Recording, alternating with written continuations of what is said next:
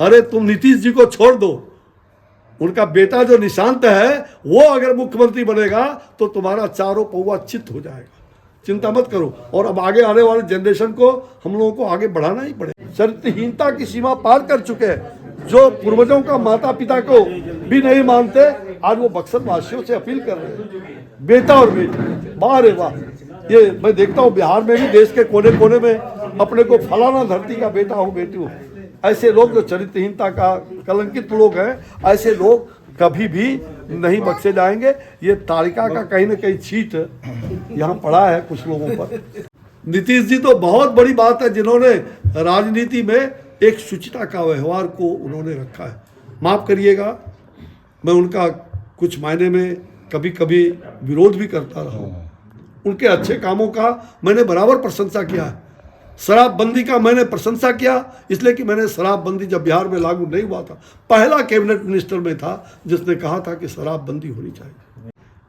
लेकिन शराबबंदी के आड़ में जो कुछ गंदे काम हो रहे हैं उसको मैं कभी पसंद न किया हूँ, न करूँगा। तो विपक्षी के दांत टूटे हुए हैं, जिसका दांत स्वयं टूटा है, जिसका मुंह ही खोखला है, जिसके चेहरे ही पर ही जो है मतलब काले धब्बे लगे हुए,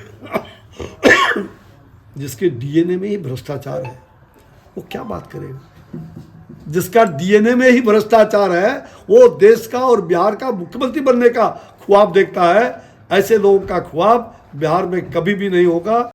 भाई मैं तो होली में आया हूँ, होली के रंग और उमंग में बक्सर वासियों के साथ। ये मुझे बहुत सौभाग्य होगा कि मुझे इस 11वें साल में होली का दहन के पूर्व होली का उमंग लोगों को देखने को मिलेगा।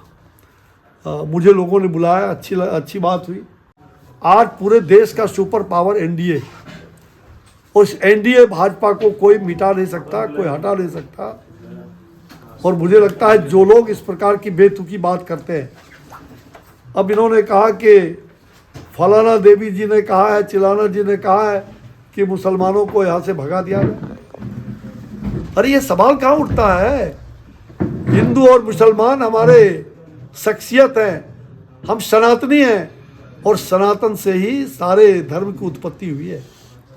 हम सनातनी हैं, हम संस्कृति और सभ्यता को, भारत की जो सभ्यता और संस्कृति है वो निश्चित रूप से इसी सनातन के बीच से भारत की संस्कृति और सभ्यता को लोग जानते हैं। जो लोग सनातन का अपमान करेगा वो मिट्टी में मिल जाएगा, चाहे जितनी भी बड़ी बात क्यों न करने वाले लोग हों। राजनीति करो लेकिन राज करो और नीति धर्म का पालन ना करो। किसी को गाली देने से तुम बहुत महान हो जाओगे। अरे वो एक सनातन चेहरा है, एक युवा है, जो भारत के प्रधानमंत्री जी भी उस युवा को प्रोत्साहित करते हैं और वहाँ जा कर के उनके अच्छे कामों को समाज के अंदर लाने का काम कर रहे हैं।